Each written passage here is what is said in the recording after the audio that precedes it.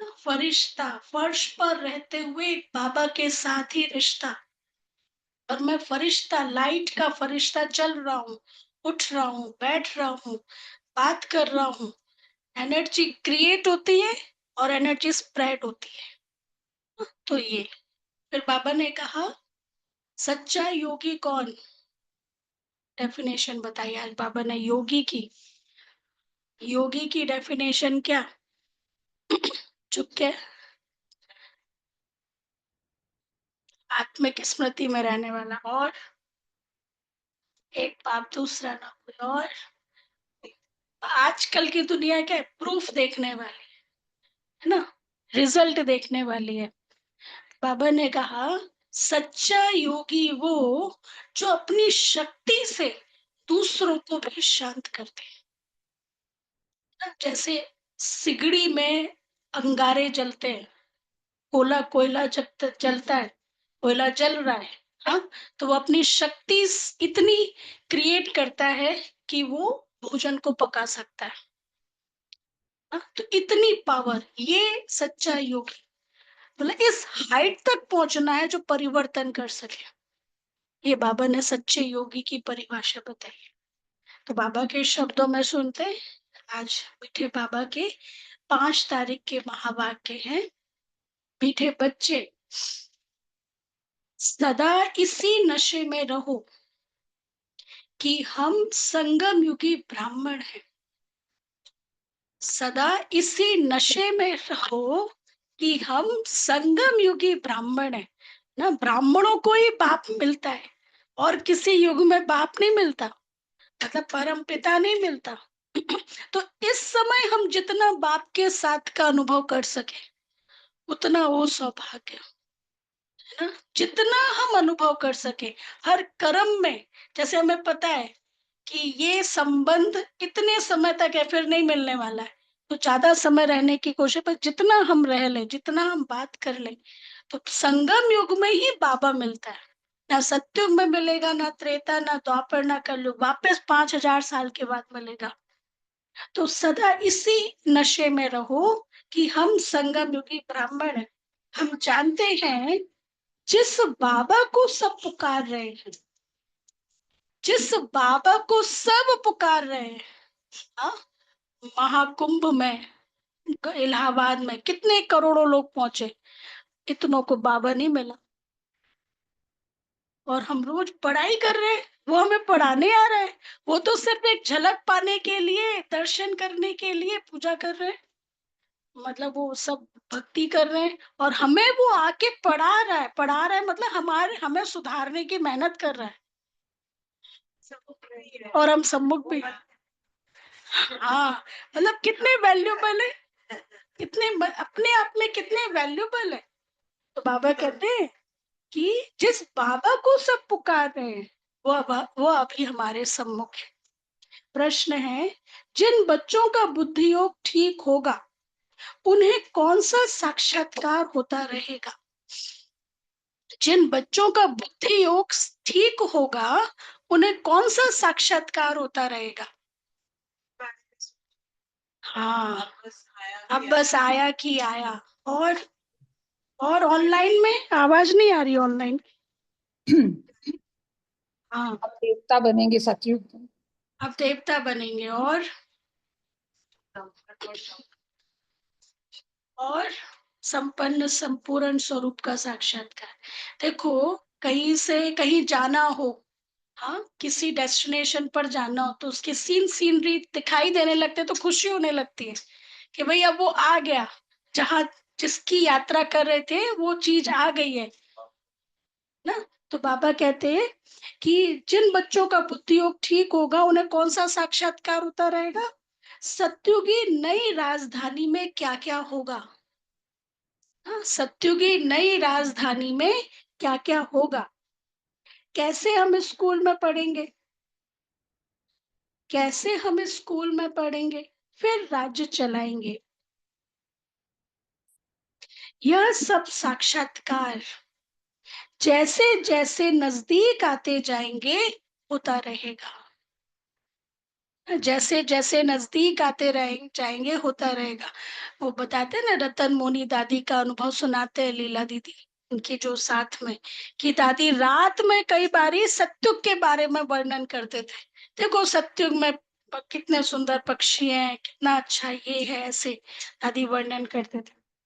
तो बाबा कहते हैं, परंतु जिनका बुद्धि योग ठीक है, कंडीशन है, जिनका बुद्धि योग ठीक है, जो अपने शांति धाम और सुख धाम को याद करते हैं, मतलब किसी भी देहधारी की याद, दैहिक के साथ में योग है, तो मतलब वो ब्लॉकेज है, तो बाबा की टचिंग नहीं मिलेगी। तो जो अपने शांति धाम और सुख धाम को याद करते हैं, धंधा धोरी करते भी एक बाप की याद में रहते हैं, उन्हें ही यह सब साक्षात्कार होंगे। धंधा धोरी करते भी एक बाप की याद में रहते हैं ना। आप कुछ कुछ कर रहे हैं तो कुछ तो थॉट चलाएंगे ही ना, कर्म करते समय कुछ तो थॉट चलाएंगे ही ना, ऐसे थोड़ी ना कि कुछ भी थॉट ना चले। बाबा की याद के थॉट चले, बाबा के साथ हम बातें करें, तो उन्हें ही यह सब साक्षात्कार। गीत है ओम नमो शिवाय। अच्छा, ओम शांति। भक्ति मार्ग में और जो भी सत्संग होते हैं, उनमें तो सब गए होंगे, गए। भक्ति मार्ग में और जो भी सत्संग होते हैं, नहीं गए। हाँ, गए नहीं, कई लोग कह रहे हैं नहीं गए। आप लोग गए होंगे, कुछ लोग नहीं गए ना, जैसे हम तो कभी नहीं गए। हाँ, उसके पहले गए होंगे, इस जन्म के पहले गए होंगे भक्ति। तो बाबा कहते हैं भक्ति मार्ग में और जो भी सत्संग होते हैं, उनमें तो सब गए होंगे। वहां या तो कहेंगे, बोलो, सब वाह गुरु, या राम का नाम बताएंगे।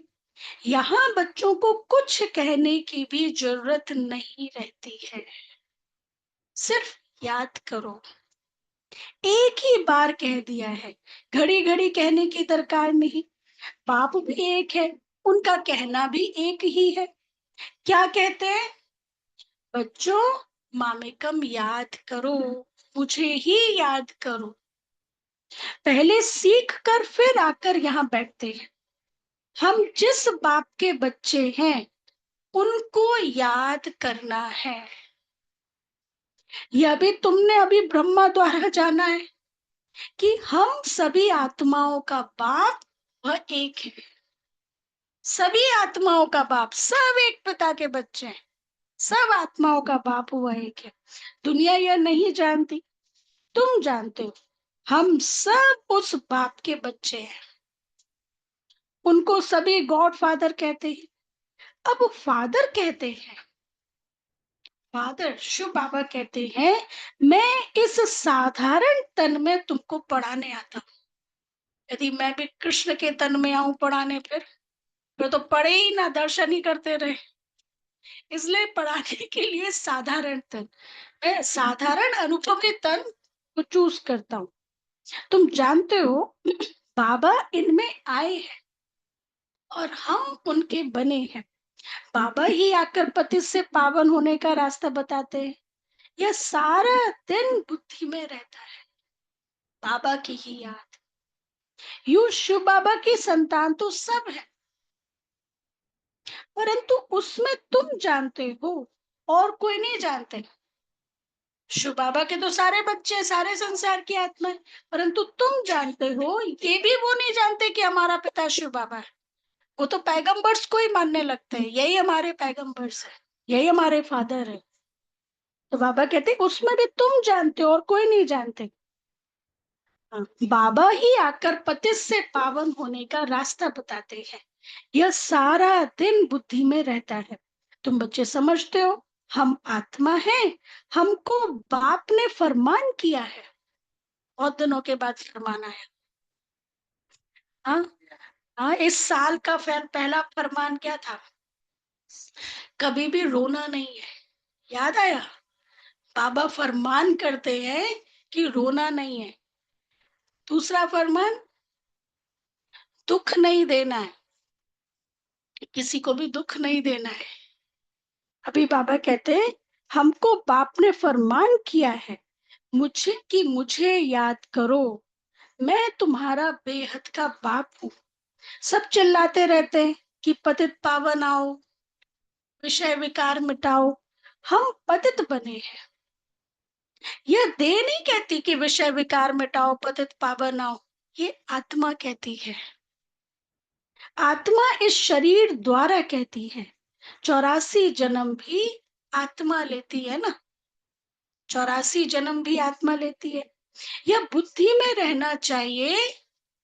हाँ, नहीं, दो फरमान बताए ना, एक तो रोना नहीं है, हाँ, किसी को दुख नहीं देना है, और तीसरा आज का ना, बाप का फरमान है मुझे याद करो। तो बाबा कहते हैं, हाँ, आत्मा इस शरीर द्वारा कहती है, 84 जन्म भी आत्मा लेती है। यह बुद्धि में रहना चाहिए कि हम एक्टर्स हैं, मतलब हम पार्ट प्ले कर रहे हैं। अब जो एक्टर होगा वो अपना ओरिजिनल आइडेंटिटी थोड़ा ना भूलेगा, भले वो कोई भी रोल प्ले कर रहा है ना, पुलिस का रोल प्ले कर रहा है, जज का रोल प्ले कर रहा है, लेकिन ओरिजिनल आइडेंटिटी थोड़ा ना भूलेगा।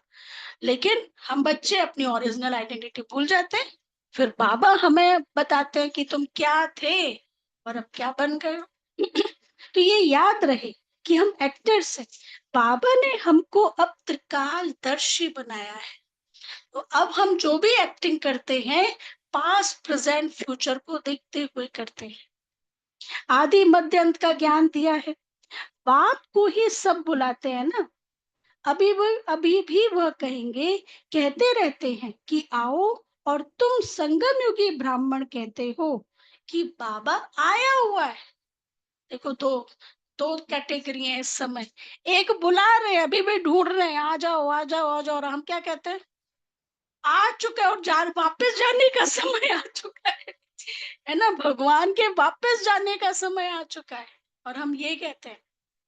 तो बाबा कहते हैं, इस संगम युग को भी तुम जानते हो कि यह पुरुषोत्तम युग है, और कोई युग नहीं है। पुरुषोत्तम मतलब उत्तम से उत्तम पुरुष बनाने वाला युग। पुरुष कहा जाता है आत्मा को। तो पुरुषोत्तम युग होता ही है कलयुग के अंत और सतयुग के आदि के बीच में।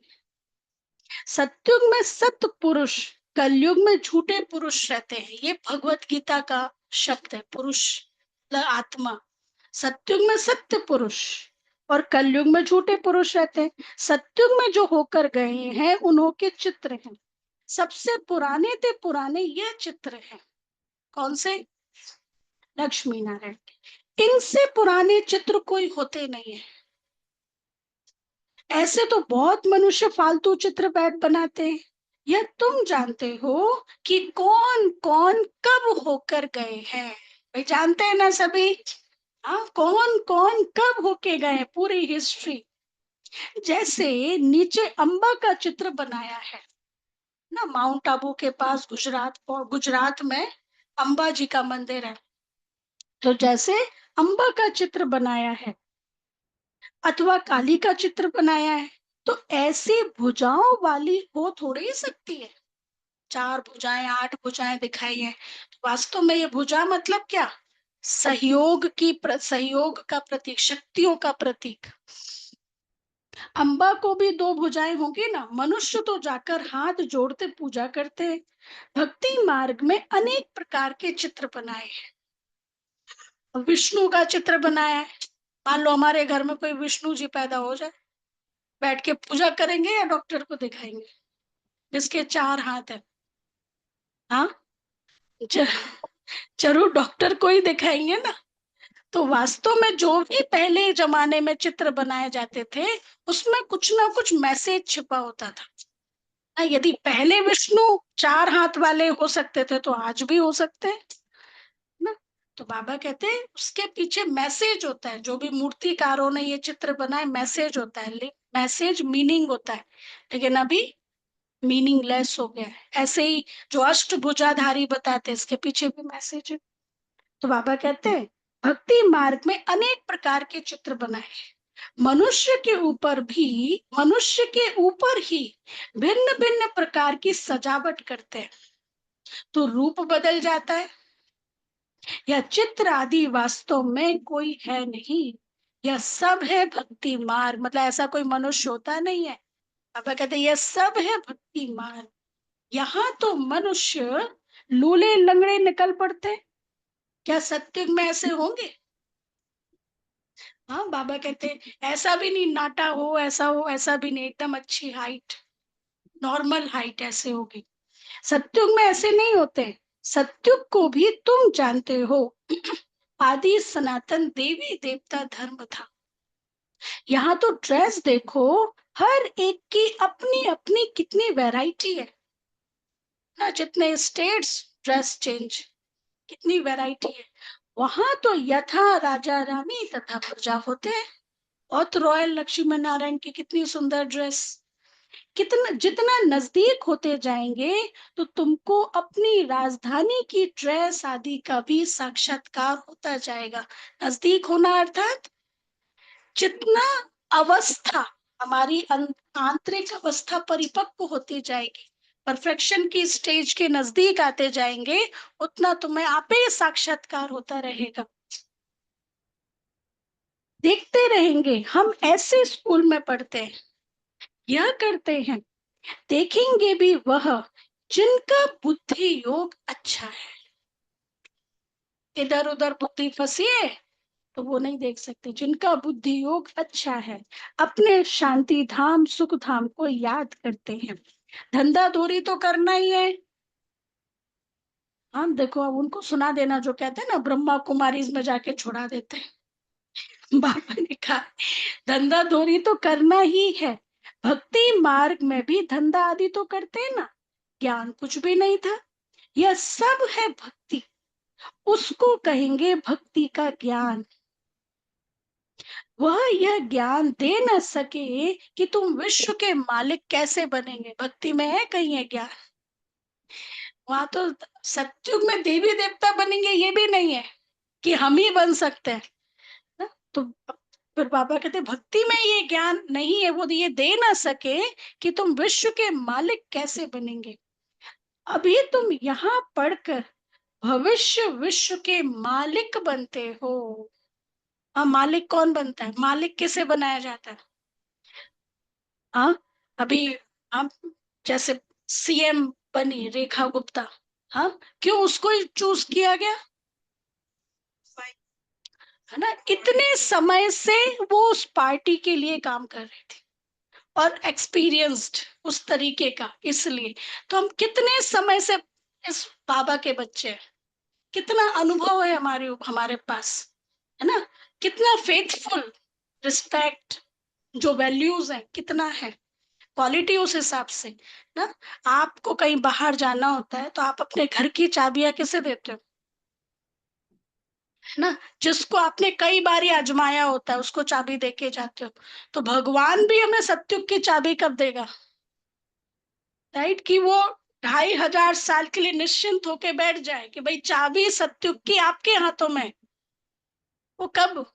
जब यहाँ पर कई तरह के टेस्ट पेपर आए होंगे और उसमें हम पास विद ऑनर हुए होंगे, खरे उतरे होंगे अलग अलग सिचुएशंस में, तब तो वो हमें सत्युग के लिए चाबी देगा ना, तब तो मालिक बनाएगा ना।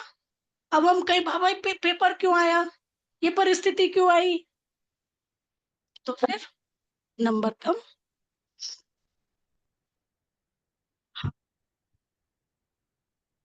ऐसे तो बाबा कहते हैं अभी तुम यहाँ पढ़कर भविष्य विश्व के मालिक बनते हो। तुम जानते हो यह पढ़ाई है ही नई दुनिया अमर लोक के लिए। बाकी कोई अमरनाथ पर शंकर ने पार्वती को अमर कथा नहीं सुनाई है। हाँ, पार्वतियां कौन है भाई? पार वतन से आई हुई आत्माएं। हम सब पार्वतियां हैं। अभी बाबा हमें पार्वतन परम धाम से आई हुई आत्माएं, अभी हमें बाबा अमर कथा सुना रहे। वह तो शिव शंकर को मिला देते हैं। अभी बाप तुम बच्चों को समझा रहे हैं, यह भी सुनते हैं। कई बारी बाबा कहते हैं मैं सिर्फ ब्रह्मा को सुनाता हूँ। आज बाबा कहते हैं बाप तुम बच्चों को समझा रहे हैं, यह भी सुनते हैं। कौन? ब्रह्मा। बाप बिगड़ सृष्टि के आदि मध्य अंत का राज कौन समझा सकेंगे? यह कोई साधु संत आदि नहीं है। जैसे जैसे तुम गृहस्थ व्यवहार में रहते थे, वैसे यह भी था। कौन? ब्रह्मा बाबा। ड्रेस आदि सब वही है, धोती कुर्ता। बाबा का ड्रेस भी घर का जो था वैसा। जैसे घर में माँ बाप बच्चे होते हैं, फर्क कुछ नहीं है। बाप इस रथ पर सवार हो आते हैं बच्चों के पास। मतलब कुछ ऐसा चेंज नहीं हुआ, सिंपल बाबा पहले भी था, अभी भी सिंपल। यह भाग्यशाली रथ गाया जाता है। अच्छा, कभी बैल पर सवारी भी दिखाते हैं, शंकर जी की बैल बैल पर सवारी दिखाते हैं। मनुष्यों ने उल्टा समझ लिया है। मंदिर में कभी बैल हो सकते हैं क्या? श्री कृष्ण तो है प्रिंस, वह थोड़ी बैल पर बैठेंगे।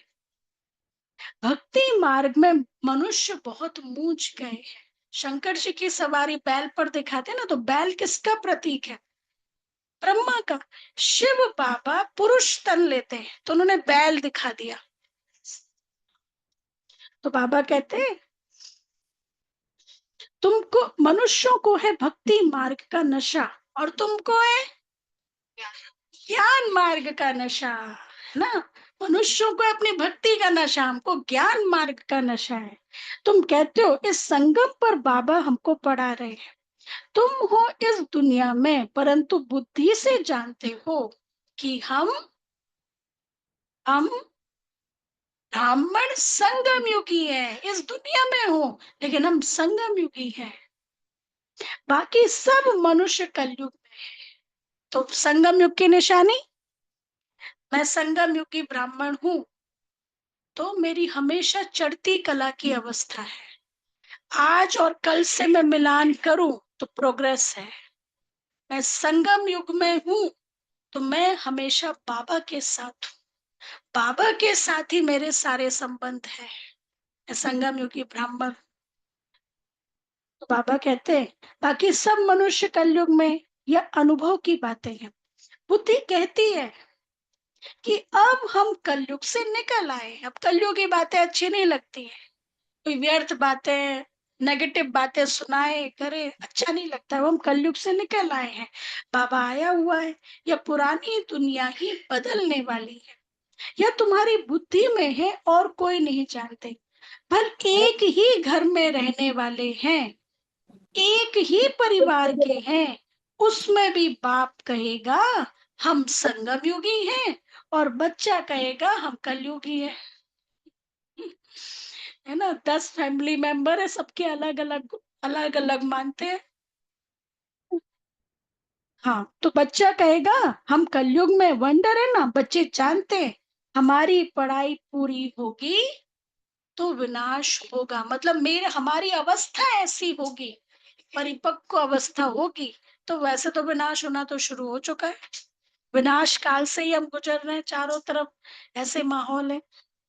तो बाबा कहते हैं, तुम्हारे में भी कोई जानते हैं, अगर यह समझे दुनिया विनाश होनी है, तो नई दुनिया की तैयारी के लिए लग जाए।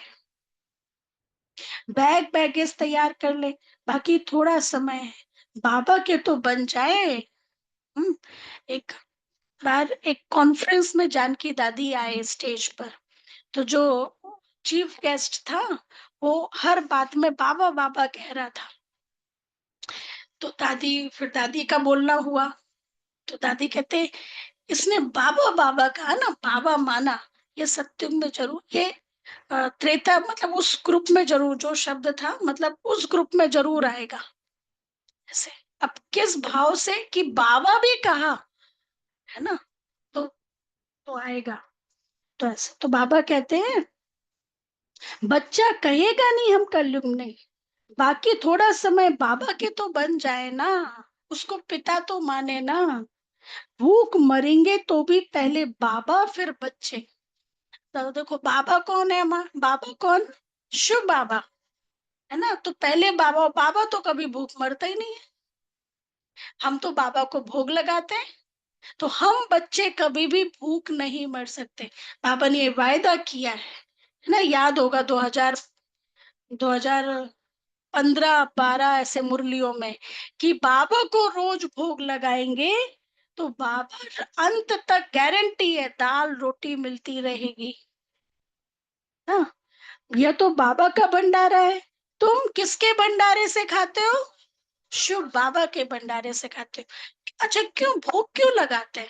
बाबा के घर बनाया है, आपको सबको ऐसे ही दे दे? भोग क्यों लगाते हैं? भोगना खत्म होती है, भोग थैंक्स लगाने करना होता है, और वाइब्रेशंस, भोगना खत्म होती है। और पहले बाबा उनका ही खाएंगे, और उनका उनको समर्पण करते हैं बीइंग पहले, मेंबर क्योंकि बाबा है। भगवान का और ही दिया हुआ है। देखो, जो भी भोग बना रहा है, ठीक है, वो एक इंफॉर्मेशन है। उसके संकल्प, उसके एटीट्यूड, उसके विचार, सब कुछ। तो वो जिस मन से, जिस भाव से भोग बना रहा है, तो वो भोजन में भी वो आ रहा है। ठीक है, वो सबके एक्सपीरियंस है, अब मैं इसके डिटेल में नहीं जाते। तो जो जिस भाव से बना रहा है वो भोजन में आ रहा है। यदि बिना भोग लगाए ऐसे ही दे दें तो जिसने भोग बनाया उसके साथ हिसाब किताब बन जाएगा। इसलिए बाबा को इसलिए अर्पित करते हैं कि अब जो है वो बाबा के लिए उसने बनाया और बाबा को अर्पित किया। और हम जो खाते हैं, बाबा का भोग खाया। समझे ये साइकोलॉजी? हाँ, तो ये तो बाबा को अर्पित। अब वो डायरेक्ट हमारा नहीं है, अब वो हमारा डायरेक्ट नहीं है, बीच में बाबा है। इसलिए तो बाबा कहते हैं हर कर्म करते हुए बाबा को करो। बाबा से ही लेना है, बाबा से ही देना है, बाबा को ही देना है। कोई बहन, कोई भाई, कुछ नहीं, बाबा को मैंने दिया, बीच में बाबा। क्योंकि किसी मनुष्य से तो अब हिसाब किताब बनाना ही नहीं है। यदि हम घरों में भी बिना भोग लगाए ही सर्व करते हैं, मतलब हम अपना हिसाब किताब बना रहे हैं। राइट, इसलिए जो बनाते हैं वो बाबा को स्वीकार कराते हैं पहले। तो बाबा को मिल गया, बाबा को दे दी ना, बीच में बाबा है, फिर हिसाब किताब नहीं बनेगा आपका आपस में। बाबा के साथ हिसाब किताब बनेगा।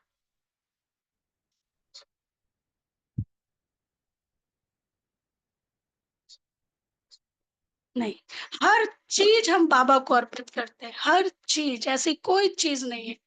जो ब्राह्मण जो भी घर में बनता है सब कुछ बाबा को अर्पित करते हैं। तो बाबा कहते हैं, हम्म, शिव बाबा का भंडारा यह है। ब्राह्मण भोजन बनाते हैं, इसलिए ब्रह्मा भोजन कहा जाता है। इसलिए भोग ना कभी किसी को बताया जाता है क्या बन रहा है, क्योंकि उसको स्वीकार करना है ना। बन रहा है तो कई बार क्या होता है ना, वो टेस्ट ले लेते हैं तो वो झूठा हो गया। इसलिए आपने देखा होगा मंदिरों में मुंह बांध के भोजन भोग स्वीकार कराते हैं, और उस जगह पे जहाँ भोग बन रहा होता है वहां किसी की एंट्री अलाउड नहीं होती है। और भगवान जब भोग स्वीकार कर रहे होते हैं उस समय क्या करते हैं, पर्दा लगा देते हैं। मतलब किसी को पता नहीं चलना चाहिए कि क्या। ये सब हिसाब किताब बनाने वाले हैं, ये सब संगम युग से निकले हुए हैं, ये जो रिचुअल्स है। तो बाबा कहते हैं जो पवित्र भाव ब्राह्मण है याद में रहकर बनाते हैं, सिवाय ब्राह्मणों के शिव बाबा की याद में कोई रह नहीं सकते। वो ब्राह्मण थोड़े ही शिव बाबा की याद में रहते हैं दुनिया में। शिव बाबा का भंडारा यह है जहां ब्राह्मण भोजन बनाते हैं, ब्राह्मण योग में रहते हैं। पवित्र तो है ये, बाकी है योग की बात, इसमें ही मेहनत लगती है।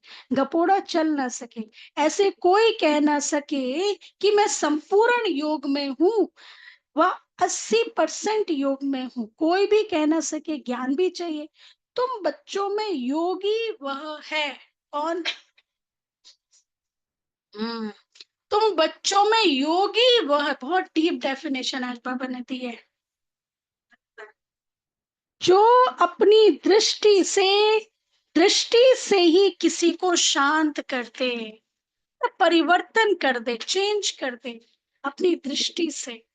इसलिए तो देवियों की दृष्टि लेते हैं ना। यह भी ताकत है। एकदम सन्नाटा हो जाएगा जब तुम अशरीरी बन जाते हो, फिर बाप की याद में रहते हो। तो यही सच्ची याद है। अशरीरी, शरीर में रहते हुए शरीर का भान नहीं है, बाबा की याद है। फिर से यह प्रैक्टिस करनी है। जैसे तुम यहाँ याद में बैठते हो, यह प्रैक्टिस कराई जाती है। फिर भी सब कोई याद में रहते नहीं है। बाबा रिजल्ट भी सुना रहे। फिर भी सब बच्चे याद में रहते नहीं है। कहाँ कहाँ बुद्धि भागती रहती है, तो वह फिर नुकसान कर लेते हैं। ये भी वाइब्रेशन का फर्क पड़ता है ना। तो दूसरे का भी योग नहीं लगता है। यदि खुद की मन इधर उधर चंचल हो रहा है तो एनर्जी तो स्प्रेड होगी ना। तो डिस्टर्बिंग वाली दूसरे के पास एनर्जी पहुंचती। इसलिए फिर कहते हैं डिस्टेंस होके बैठो, मतलब जो ये है ना, चिपक चिपक के एकदम नहीं, थोड़ा डिस्टेंस रखते हैं। पापा कहते हैं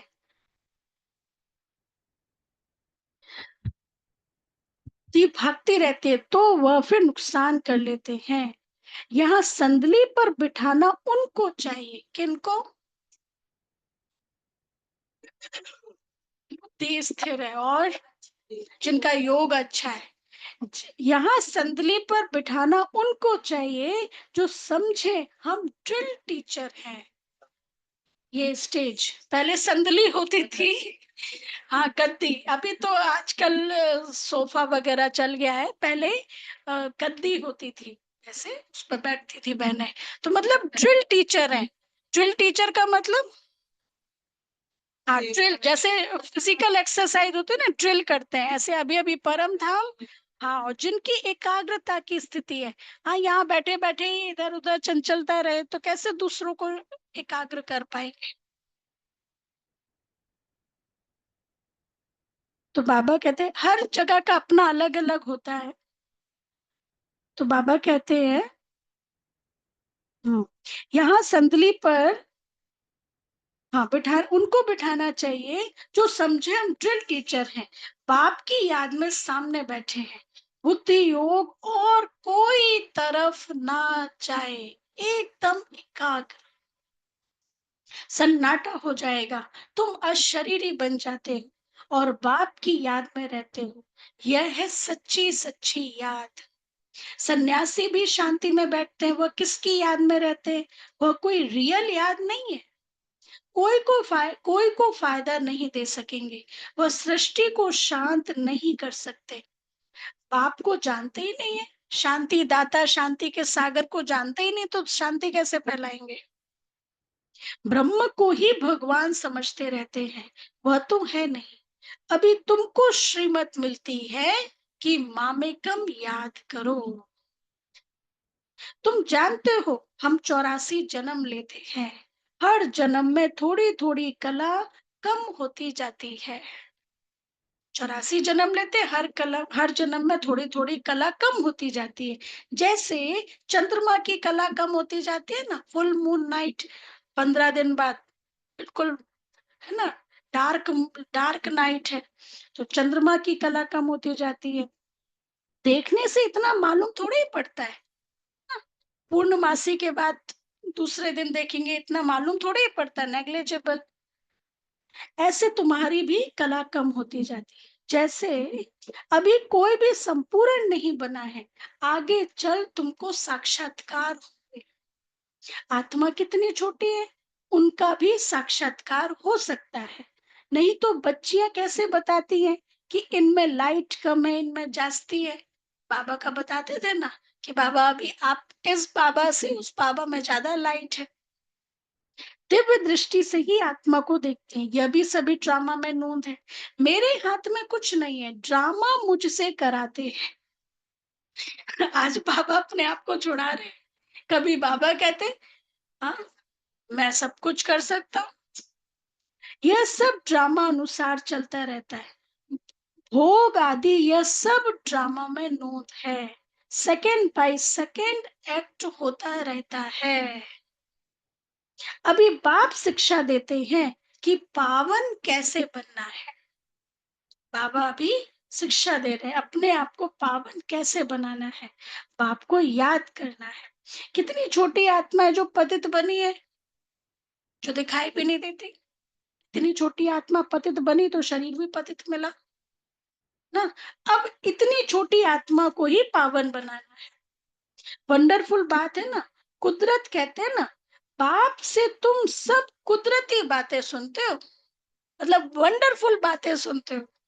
सबसे कुदरती बात है आत्मा और परमात्मा की, जो कोई नहीं जानते, ऋषि मुनि आदि कोई भी नहीं जानते। अब इतनी छोटी आत्मा ही पत्थर बुद्धि भी बनती है, फिर पारस बुद्धि भी बनती है। और कितना, इतनी छोटी आत्मा में 84 जन्मों की रिकॉर्डिंग है। बुद्धि में यही चिंतन चलता रहे कि हम आत्मा पत्थर बुद्धि बनी थी, अब फिर बाप को याद कर पारस बुद्धि बन रहे हैं। लौकिक रीति तो बाप भी बड़ा, फिर टीचर गुरु भी बड़े मिलते हैं। यह तो एक ही बिंदी, बाप भी है, टीचर भी है और गुरु भी है। सारा कल्प तुमने देहधारी को याद किया है, सारा कल्प। अब बाप कहते हैं मामेकम याद करो। अभी हम संगम युग का ज्योति बिंदु को याद करते हैं ना। सत्युग में होती है आत्मिक दृष्टि, लेकिन धीरे धीरे तो नीचे उतरते ही जाते हैं ना। तुम्हारी बुद्धि को कितना महीन बनाते हैं। विश्व का मालिक बनना कोई कम बात है क्या। यह भी कोई ख्याल नहीं करते कि हम लक्ष्मी नारायण सत्युग के मालिक कैसे बने।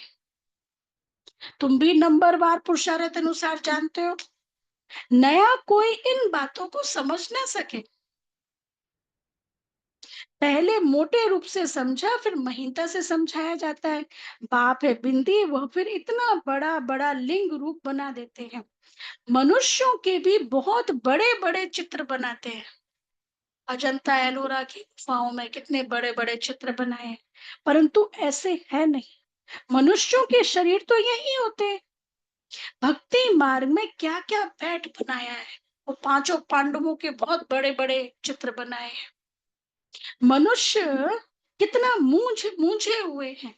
अब बाप कहते हैं जो पास्ट हो गया वह फिर होगा। अभी तुम बाप की श्रीमत पर चलो। इनको भी बाबा ने श्रीमत दी। इसको ब्रह्मा बाबा को साक्षात्कार कराया ना, तुमको हम बादशाही देता हूं, अब इस सर्विस में लग जाओ। ब्रह्मा बाबा को कहा अपना वर्षा लेने का पुरुषार्थ करो। तो यह सब छोड़ दो, तो यह भी निमित्त बना, क्योंकि उस समय तो यज्ञ रचना था ना, बाबा को टीम तैयार करनी थी ऐसी। तो अब ऐसे थोड़ी ना कहते सब कुछ छोड़ के यहाँ जाओ, ऐसा नहीं कहते। तो बाबा कहते तो यह भी निमित्त बना। सब तो ऐसे निमित्त नहीं बनते हैं, जिनको नशा चढ़ा तो आकर बैठ गए। हमको तो राजा ही मिलती है। बाबा शुरू की बात बता रहे हैं। फिर ये पाई पैसे क्या करेंगे। अब बाबा क्या कहते हैं, जो भी आपके पास है सब कुछ संभालते हुए ट्रस्टी भाव बाबा का है, इंस्ट्रूमेंट। तो अब बाप बच्चों को पुरुषार्थ कराते हैं। राजधानी स्थापन हो रही है। कहते भी हम लक्ष्मी नारायण से कम नहीं बनेंगे। कई बच्चे कहते हैं बाबा को हम लक्ष्मी नारायण से कम नहीं बनेंगे। तो बाबा क्या कहते हैं, तो श्रीमत पर चलकर दिखाओ पूरी तरह, चूचा मत करो। चूचा मतलब एक्सक्यूज देना, बाबा ये कारण था ना इसलिए हम नहीं कर पाए। चूचा मत करो। बाबा ने थोड़ी ही कहा बाल बच्चों का क्या हाल होगा। एक्सीडेंट में अचानक कोई मर जाते हैं तो कोई भूखा रहता है क्या। कोई भूखा रहता है क्या। कोई ना कोई मित्र संबंधी आदि देते हैं खाने के लिए। यहाँ देखो बाबा पुरानी झोपड़ी में रहते हैं, तुम बच्चे आकर महलों में रहते हो।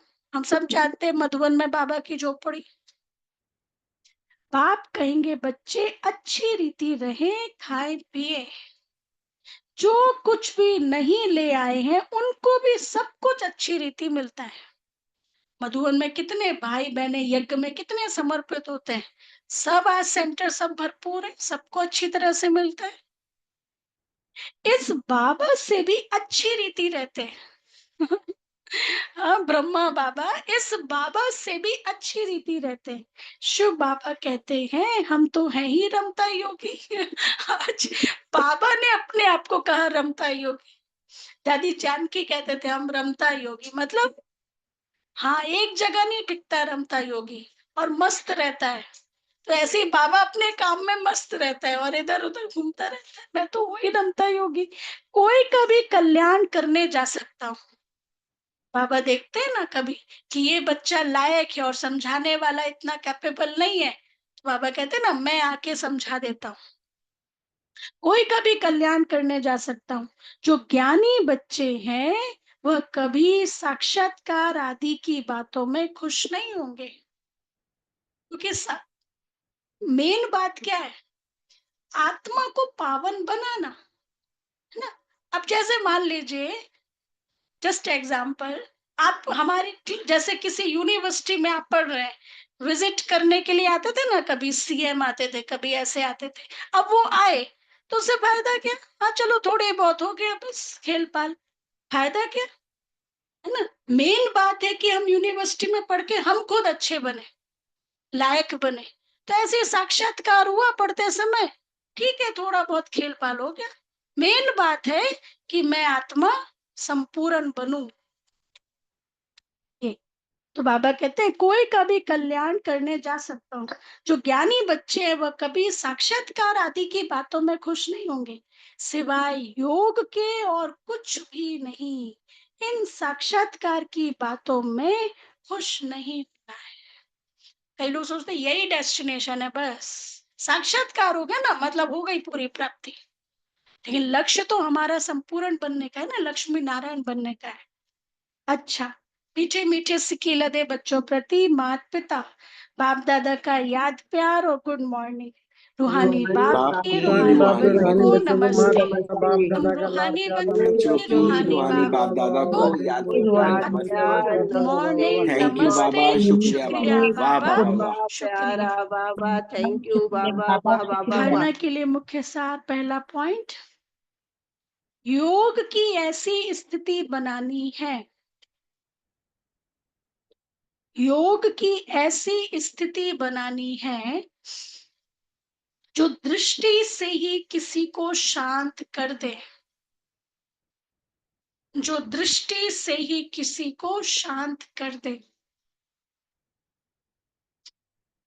एकदम सन्नाटा हो जाए, एकदम सन्नाटा हो जाए।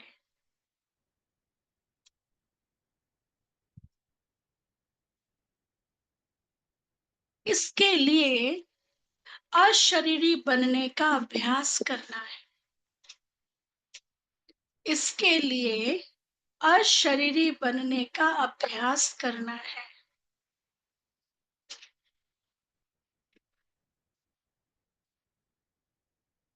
सेकंड पॉइंट, ज्ञान के सच्चे नशे में रहने के लिए, ज्ञान के सच्चे नशे में रहने के लिए याद रहे कि हम संगम युगी हैं, हम संगम युगी हैं। अब हम कलयुग से निकल सत्युग की तरफ जा रहे हैं। हमारा हर डिसीजन हमें सत्युग की तरफ ले जाने वाला है ना। तो ज्ञान के सच्चे नशे में रहने के लिए याद रहे हम संगम युगी हैं। अब यह पुरानी दुनिया बदलने वाली है, अब यह पुरानी दुनिया बदलने वाली है। हम अपने घर जा रहे हैं, हम अपने घर जा रहे हैं। श्रीमत पर सदा चलते रहना है, श्रीमत पर सदा चलते रहना है। चू चा नहीं करनी है। चूचा करना मतलब एक्सक्यूज देना, हाँ, ये प्रॉब्लम थी, ये प्रॉब्लम थी। अरे जिसने श्रीमत दी क्या उसको नहीं पता ये प्रॉब्लम आएगी? क्योंकि वो तो क्रिएटर डायरेक्टर है ना, सारी स्क्रिप्ट उसको पता है ना। हाँ, फिर बाबा ये भी कहते हैं बैलेंस भी रखना है और तोड़ भी निभाना है संबंध का ना, तो ये भी कहते हैं तो श्रीमत पर सदा चलते रहना है, चूचा नहीं करना। और फिर जहां हमें समझ ना आए वहां फिर राय ले लेनी चाहिए। क्योंकि अब जैसे हमारे लिए श्रीमत अलग है, कोई कपल्स है उनके लिए श्रीमत अलग है, कोई एजेड है काफी उनके लिए श्रीमत अलग है, कोई मिलिट्री में है उनके लिए श्रीमत अलग है, कोई हमेशा बाहर रहते हैं इतना उनके लिए अलग, स्टूडेंट्स है उनके लिए अलग। तो फिर उस कंडीशन में बड़ों से राय ले लेनी चाहिए। अच्छा, वरदान है परमात्म मिलन द्वारा, परमात्म मिलन द्वारा रूह रिहान का सही रिस्पॉन्स प्राप्त करने वाले बाप समान बहुरूपी भव।